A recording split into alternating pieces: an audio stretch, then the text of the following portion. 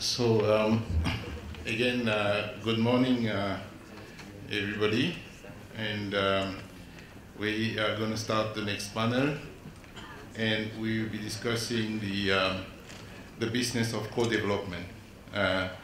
So I have a few questions that I'll be asking the panelists, but before I get started on the questions, let me just first thank again Africa investors for organizing this conference on project development. It's a very important activity for IFC and indeed for the infrastructure development in Africa. Again, my name is Alain Ibobise. I'm the global head for IFC Infra Ventures.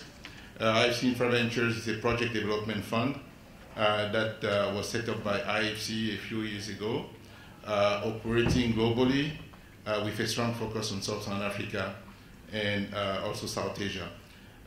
We have about 32 projects under development globally, actively, and in Sub-Saharan Africa we have about 9 projects under development where we signed joint development agreements with co-developers and trying to move those projects forward.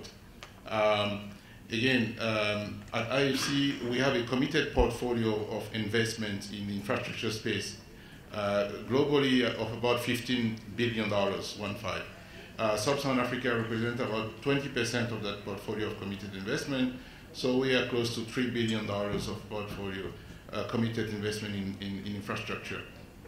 Now, the good news is that we've seen at IFC a substantial increase in the annual investment commitment in infrastructure in Sub-Saharan Africa. We moved from a stage where we were investing about $300 to $400 million a year in private infrastructure in Sub-Saharan Africa.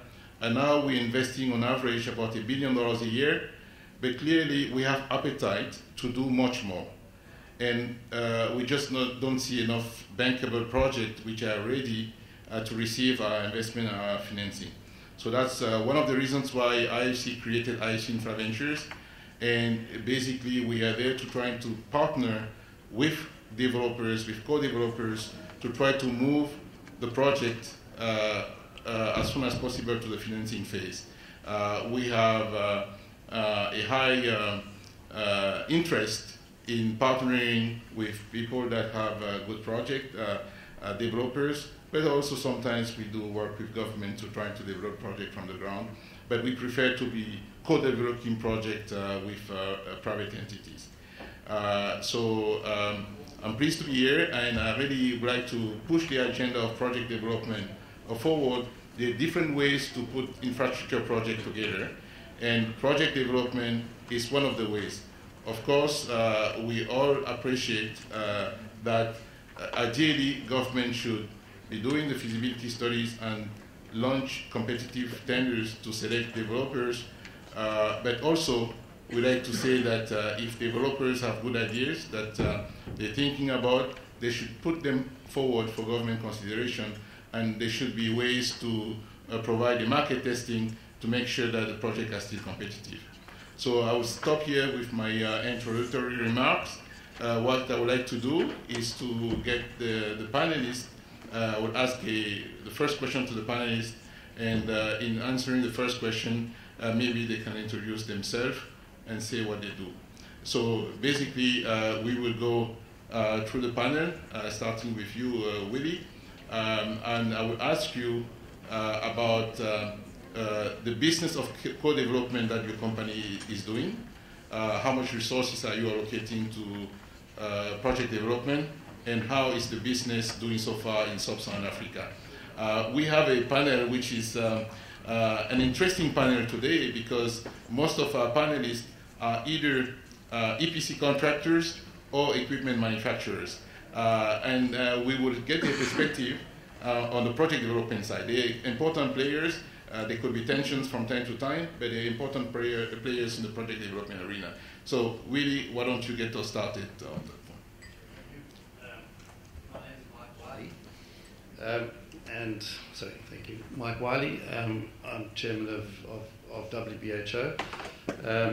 We're a construction company in South Africa, been here for many decades, and our turnover is about $2.5 billion a year. In the continent of Africa, we turn over about $1.2 billion, and in Africa, excluding South Africa, we're about $300 million, and obviously we would like to be improving on that and joining in the growth and being a part of the growth in Africa. But with that sort of turnover, we have a balance sheet that can support a certain amount of risk appetite.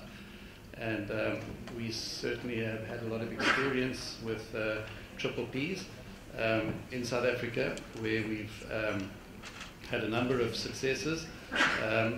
We've had a number of failures where we've taken triple Ps right to bankable stage, and eventually the boxes never got opened, and that can often cost us $1 million or even $2 million of design and putting the whole project together, because we are used to the fact that the poor contractor has to take most of the risk on this, and that everybody else around them protects themselves. So but we do have a risk appetite. We do realize that we have a role to play, and the big challenge is to find those projects that meet all the criteria that can minimize that risk. And I must say, in hindsight, having looked at the ones that failed, I think what we heard earlier is the key, that transparency, because we still feel they failed, because we had covered all the risks up to the bankable stage, and then we didn't think that project was aligned to the agenda of some of the people involved in the project, and that transparency wasn't available to us, and so the project never went ahead. But we've learned from that, and we're just a lot more careful with risk. As far as resources are concerned, we do most of our work in Africa, and obviously South Africa is done on a normal, traditional tendering basis, where we have estimators and quantity surveyors, and we either tender on a lump sum basis, fixed price, or on a normal bill of quantities. And we've had a lot of success in Ghana, in Sierra Leone, on mining. We do mining earthworks, mining construction infrastructure, and retail, working a lot with South African clients, building breweries around Africa. So we have the logistics. We can move people around Africa. We can move plant and equipment, and we can be relied on to complete the jobs, and I think that's why we get the work. But we've only got one project at the moment in Africa on a concession basis, where we've taken equity. That's a 100 megawatt, which I think will go to 200 megawatt power gas-fired turbine power plant in Resena Garcia with the Mozambique government. And we're hoping from that success and that knowledge that we've created there, we can partner with a lot of people in this room to take that further. So that's Okay, thank you, Mike. I'm sorry again for mispronouncing your name. So Mike is easier. Let's go to Carl. Carl, we didn't have a chance to speak before this panel, so I'm going to be learning with the audience what you do, but can you tell us a bit more what you do in the area of project development and how the business is going so far? Good morning, everyone. My name is Carl-Johan Collette. I'll start a little bit of a different place, and I think everyone wants to be happy, but the towns and neighborhoods that we live in, they don't support that. They are often dirty, polluted, full of garbage, and there's bad infrastructure, bad water, bad electricity, or no electricity, and also there's no social fabric. There's no human connection. There's no sense of community. And so most of the places that people live in Africa, well, they create more pain than happiness. But there are a number of happy neighborhoods and towns across the world, and they are all created by developers. And that's what we try to do. So we have over the last 3 years, we have built 3 neighborhoods, 2 towns, and 1 neighborhood in northwestern Zambia. We have built close to 2,000 homes, which according to the IFC makes us the largest housing developer outside South Africa, in sub-Saharan Africa. So that's one house every 3 working hours. And we've invested about $150 million. In total, we can develop 16,000 homes in our developments. So that's more than $1 billion. We are also building a $300 million mortgage bank so that we can actually provide mortgages to the buyers. And I mean, our model is relatively simple in that we said what we do is we clear the bush and kill the snakes. No actual snakes are harmed; they're just gently moved out of the way. And then we, once we develop and put in the infrastructure, we then either sell the land, develop it, or joint venture on it. And our commercial model is that we don't make a lot of money on the housing, but it's the commercial, the retail, the office, the industrial parks. That's where we make our money. Okay, thank you, Carl. That's an interesting activity. Presumably in the towns that you're building, you need quite a bit of infrastructure also to provide infrastructure services to those towns, and maybe there are some infrastructure developers here that would be interested in talking to you to see how you can do that.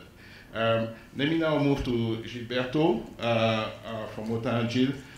You're a big construction company, EPC contract.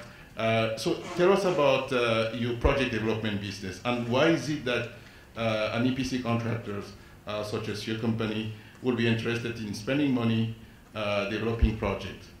But please give us a sense as to what you're doing in the project development arena in Africa. Thank you so much. Good morning to all of you. At least here is more warm than outside. Cape Town is quite cold.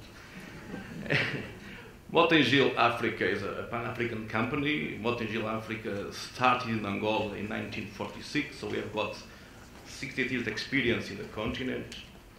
We are a listed company in Amsterdam Stock Exchange since last year, 24th November. We have operations, lighting operations in 11 countries in the continent, a very tiny, small operations in South Africa. There are better markups outside of South African boundaries and within South Africa. So in terms of risk perception, ladies and gentlemen, out there it is quite comfortable. Motin & Gilles Africa started as a construction company, so we do all kind of work on the construction side. We have also energy segment, we've got logistics, environmental services, mining, so it is all of that encompassed on the company. The company last year did $1.2 billion turnover. We have got a very robust EBITDA. Last year EBITDA was 25%, so you can see our accounts are public audited, so it's very easy to go to our website and check on that. The company has got 14,500 employees across the continent, and the company has got a huge number of assets, equipment, over 4,500 units that we will use in order to accomplish our projects. Last year, exactly 1 year ago, we have signed the very well-known Mabalam-Nabeva railway project for Sundance, $3.5 billion US. At that time, we thought that it would be easy to achieve financial closure, but since June last year up to now, as you know, the price of iron ore has been an extremely high problem. So the financial closure is not yet in. We are still fighting, and we might get it. We have been finalizing last year as well a flagship contract in Malawi, the construction for Vale, the mining house from Brazil, a railway line greenfield project in Malawi, around $1 billion project.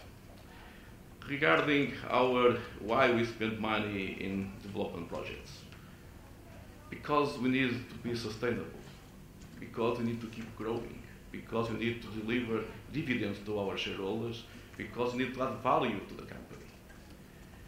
No one better than us knows in our markets how to discuss projects with governments and authorities. So we can remove a huge number of costs and time if we decide to have a team in-house and do by ourselves. And as of now, we are doing one project, a dam in Uganda. We are looking at a very prospective project in Zambia, and we have just finalized, we are about to sign the dry port in Malawi with the government of Malawi. And all of that, we took it from the early stages of Greenfield throughout the pre-feasibility, feasibility stages, and going towards to financial closure, discussing with government, signing PDAs, involving lawyers, very expensive, but it is the way. It is the way to keep the company growing. For a company that stands in Africa over $1.2 billion US, there are not many contracts around. Even now with Mozambique growing with the gas, at the very same time Angola decreasing because of oil prices, you need to get some sustainability. And energy is one of our focus. We have other focus in the company, but it makes sense for us to put some seed capital in projects, and we know the potential of the project. We know the risk of the project. We know how to mitigate the risks. We know how to transform a project in a very profitable project for both, for the government and for the developer and for the investor. And also we built a reputation because Motengil Africa worked in the continent for 68 years. Our name is a strong name out there. So when we come with a project, the governments, they believe that the company is able to deliver. And it is what we do on a daily basis. We deliver projects. We have today over 320 live projects in the continent, working projects with people and equipment and consultants and everyone working towards to the accomplishment of that very same project. So it is what we do. So why we are sitting today here before you to tell you that we are able to take some of the risk to develop a project. We put our own money, and we'd like to team up with financiers, DFIs, but other financiers, to push it towards to successful financial closure. Thank you. Thank you, Gilberto. Now let's move to GE and Vishal. So GE is a big global company working in different sectors. And GE is also now making, has been making big inroads, have been quite active in the project development business. First of all, give us a sense to the audience how much resources, what do you do in the project development arena? And maybe you can also give a sense to the audience as to why is it that it's an important activity or not for GE. Thank you, Alain. Good morning, everybody.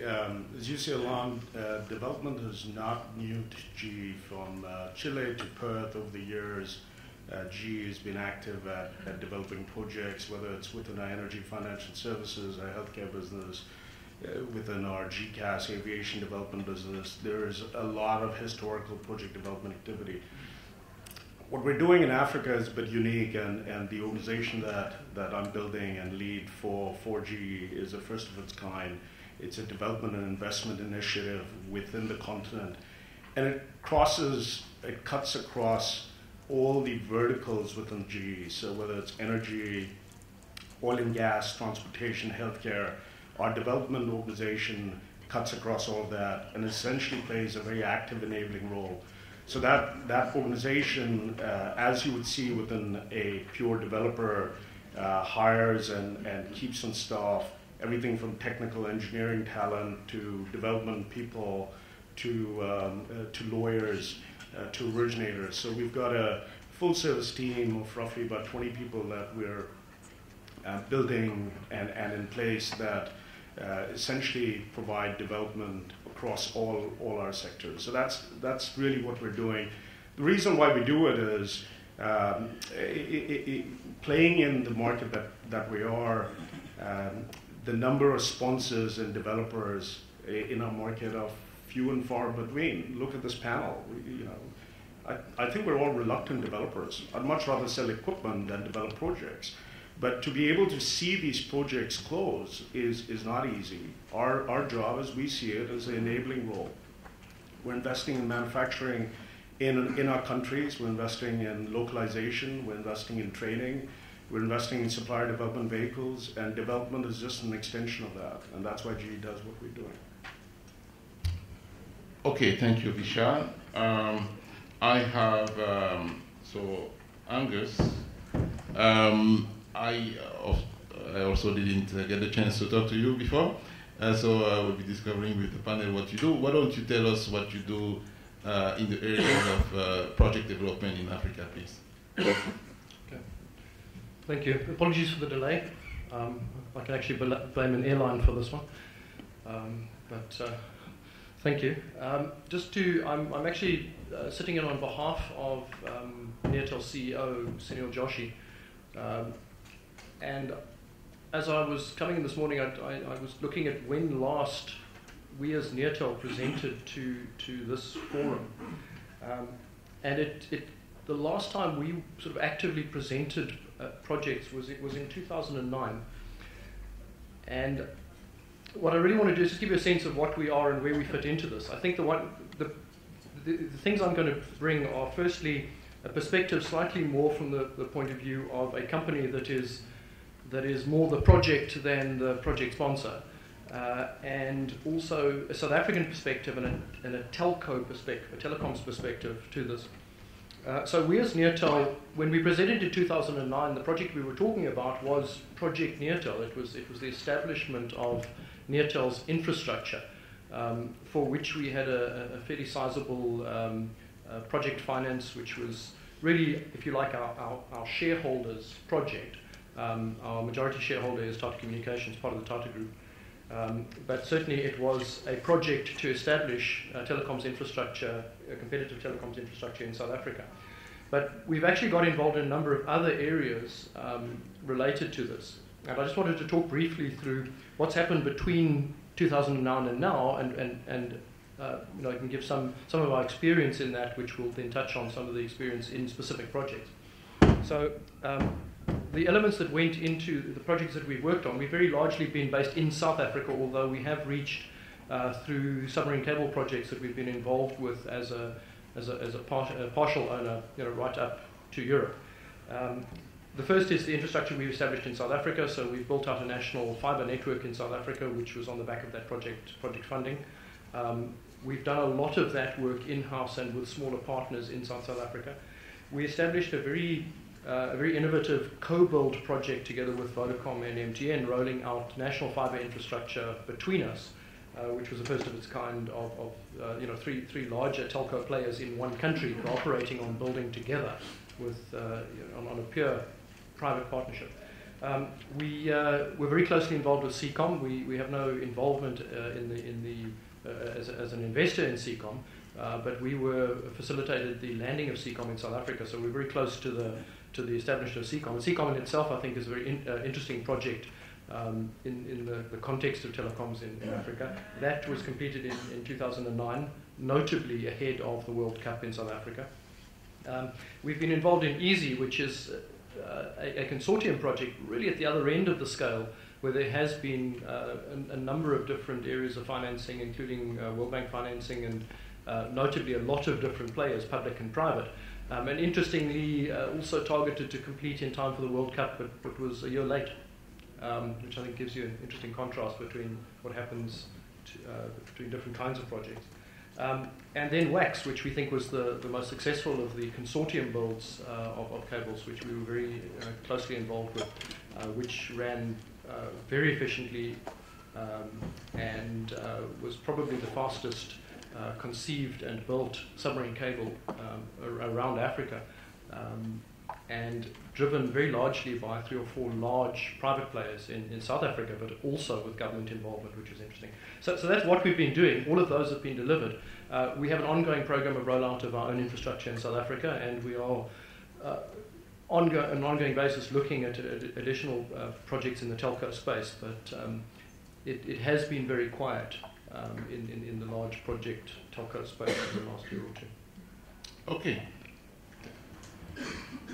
Thank you very much, Angus. Let me just go through a second round of questions, and then I'll take questions from the audience. one of the questions that I wanted to ask, maybe I should start with you, Mike.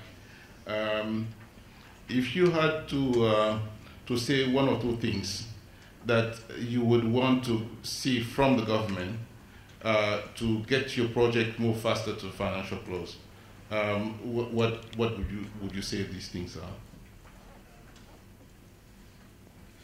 I think our experience has been that we would like to see government employ a champion of the project, and that champion to take the project right through the feasibility bankable, through to the execution and the final completion of the project.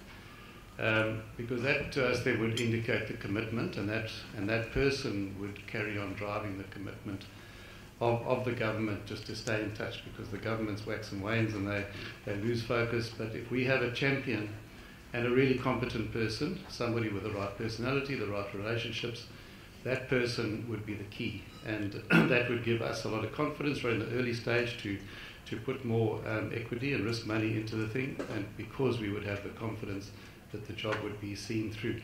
And that's a very special person. That person's, as I say, has got to be very competent, has got to have a lot of track record, a lot of experience, and has got to have the personality, and to be able to coordinate a team and really drive the challenges, because as you go along with these projects, even before execution or during execution, they're just continual challenges, and it takes a special person to be able to overcome and help the team overcome, so that you start working as a team and not a them and us, and blaming people for where these challenges lie and who's responsible, but to be collective and drive the team. So that is my suggestion. Okay. Thank you, Mike. Let me go to maybe Gilberto now. Gilberto, you mentioned that you have a number of projects under development, including one project that somehow has a lot of challenges to achieve financial close. Can you basically give us a sense of some of the challenges that you're facing, and how, what can you do, or what can people here do to help make this project happen? Thank you. Well, I mentioned the one in Cameroon for Sundance. It's a well-known project. It has to be built a port and a railway line. It's a $3.5 billion project. Is to move iron ore from a mine to the shore and to ship the iron ore to China. So the project is very viable if the iron ore price was at $64 per ton, but today is at $47 or $50. So it is very difficult to find or to have a financial closure that is under this environment. And obviously investors, they like to see their capital being invested and a very short return on the investment, and that becomes a problem, because we have to invest now and we have to build for 4 years, and we have to have the operation in 4 years' time being ready to start operating. And if you look at the pricing of iron ore today and you don't forecast the price in 4 years or 5 years' time, it becomes difficult to have a pool of investors motivated to finance it. Obviously, on that particular one, it could be a different approach. Government could take the railway line, and the government could develop the railway line, and afterwards the mine could be using the railway line and paying a fee to use it. But again, governments, they don't have enough capital, and perhaps it's not their key or investment. And yesterday I was here at another conference in Nepal, and we are looking at corridors of the continent, and governments, they like to bring PPPs to the table, but there is no capital to be committed to that. So it has to be everything based on off-taking agreements, and that is based on the normal conditions on the market, which for the current time that we live, market prices for commodities are extremely down. So it is a very challenging. There is one or two options looking at different sources of funding, different from the concept initially designed, but still a very big challenge, and is hampering the project is at all. Okay, thank you, Gilberto. It seems like one project is, in this case, there's a combination of government role, but also the just the project economics, which have changed. Doing business in Africa can't Vishal. afford to be without Africa Vishal, Investor. I'd like you to provide some perspective that may be controversial, but maybe also be